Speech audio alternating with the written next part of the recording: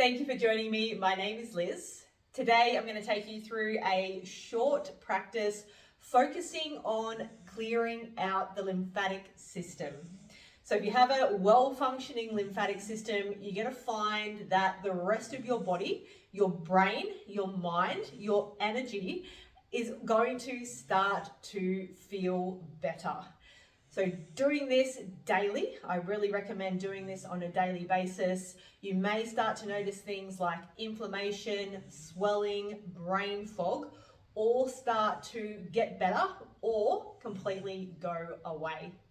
So after we do this little practice, we're also going to do just a little mobility practice to really get into the joints and just really start to complement the lymphatic clearing that we are going to do today. So these 6 spots, I recommend doing these in order.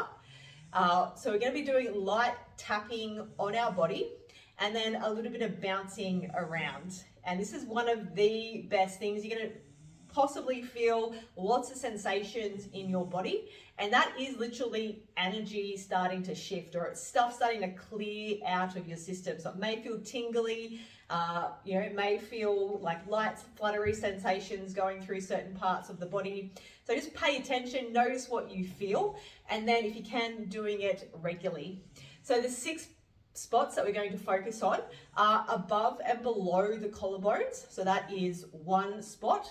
And then behind the ears. So you're going to have that sort of big jawbone there. If you just bring your fingers behind your ears, you'll feel a little dip down. So we're going to be focusing on that area there. And then also, if you bring your fingers to just below your sternum and then on your belly button, we're going to go halfway between that.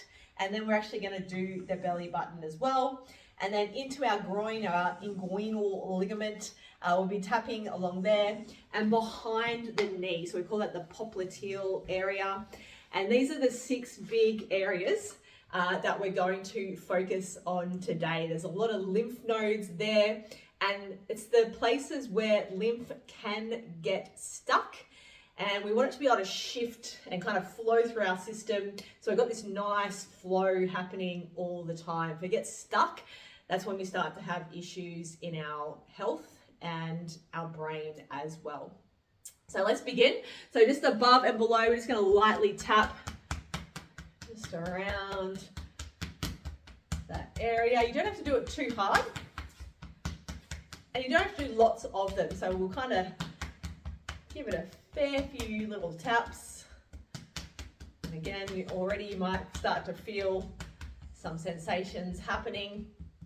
And then that little area behind your ear, you have the biggest lymph node in your neck, just around about here. So just some lightly tapping.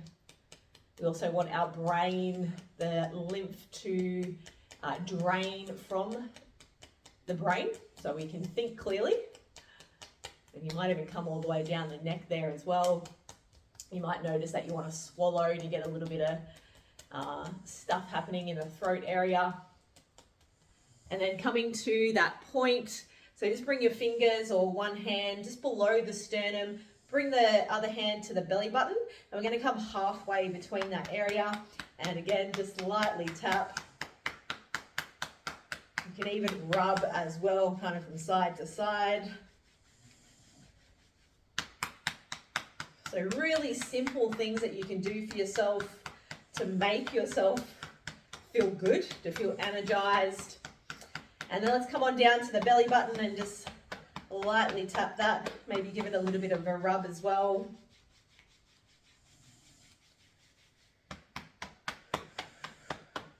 And then finding that pointy part of your hips, so just that front part there, and just slightly come in a little bit, and you'll just start to feel a little sort of divot there. And just lightly tapping.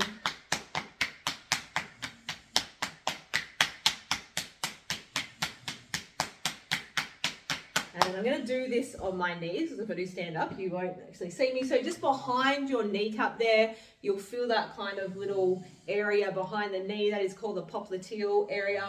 So again, just lightly tapping. You can stand up and do both at the same time, or just focusing on one side at a time.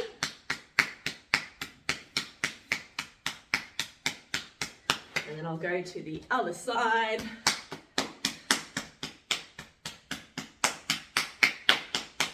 So there's 6 areas, might like to call them tribal gatherings. So these gathering of lymph nodes, might even stand up and just go both at the same time. And then we're going to bounce. So just on your feet and just some light, oh sorry Aria, light bouncing up and down on the balls of the feet. You can even get the arms moving as well, maybe even from side to side. Sort of imagine that you're bouncing on a little trampoline.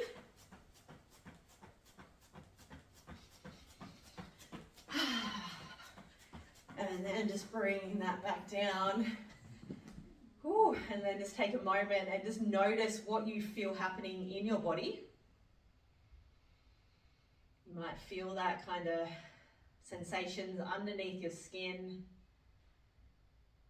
Might feel like a tingling or a pulsation.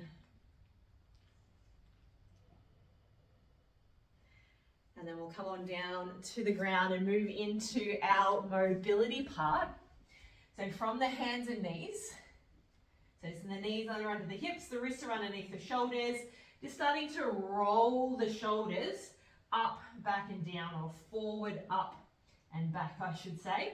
And this might feel a little bit weird at first, but it's a really nice movement for the shoulder area.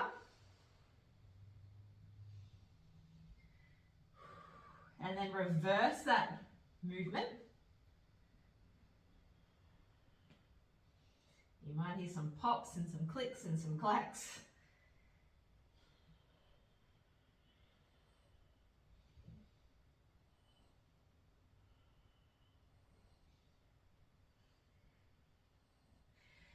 And then we'll open up just through the mid-back area, bringing your right hand just to the lower back area around the sacrum area. The elbow is going to be out wide. The left palm is still on the floor. And you're going to think about opening up to the right side, taking the right elbow high, and then come back through center. It's not going to be a big movement. Don't try and kind of really sort of open up. Just go as far as feels natural for your body. So the elbow, think about the elbow coming up and back. Let's do that 2 more times. Just keep breathing nice and smoothly. And then bring the right hand down, take the left hand up, and then opening to the side.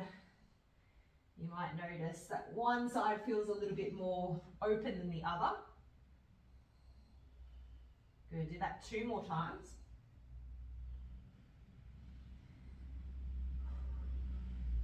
And then bring both hands to the floor. We're going to bring the knees together, lift the feet off the floor, and we're going to go into what we call wag tail. So just moving the hips from side to side, keeping the palms firmly pressing into the ground. So really nice little release here for the lower back.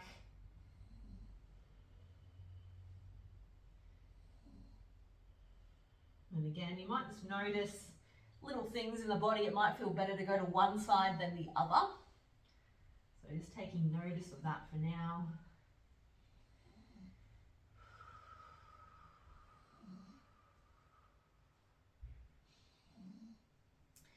And then bring the knees back underneath your hips. Take your palms just a little bit further out in front of the shoulders, so about hands distance in front. You're going to tuck the toes, press the hips into downward facing dog. And then we're going to roll forward, press the hips down, squeeze the butt, press through the palms, so into upward facing dog. Now let's do that 4 more times. Pressing the hips up and back, and then flowing forward, let the hips drop down, chest goes forward. 3 more times. You can breathe in and breathe out, of course. So you might breathe out as you press your hips up. Breathe in as you bring the hips down and forward. And I think this is the last one. And then we'll bring the hips back into child's pose. Take a little moment there.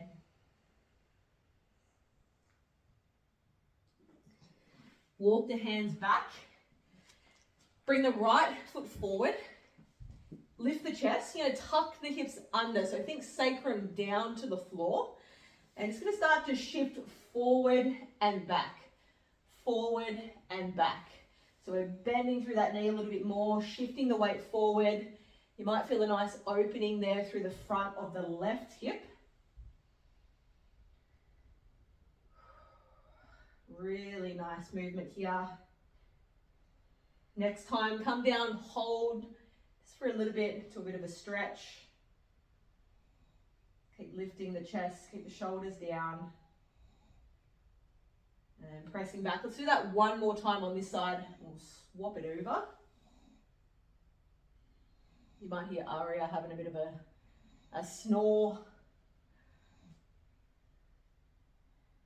Okay, shifting forward, holding into that stretch just for a moment.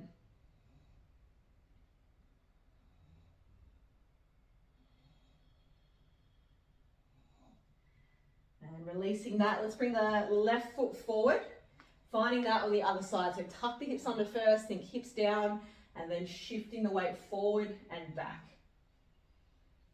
So using this front foot, the left foot, to press yourself back as you come back with the hips. Hold into the stretch.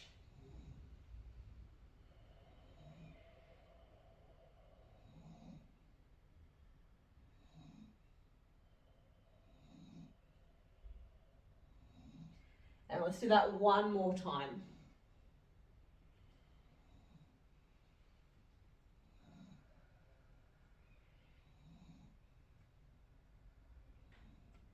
Okay, hold, breathing nice and smoothly.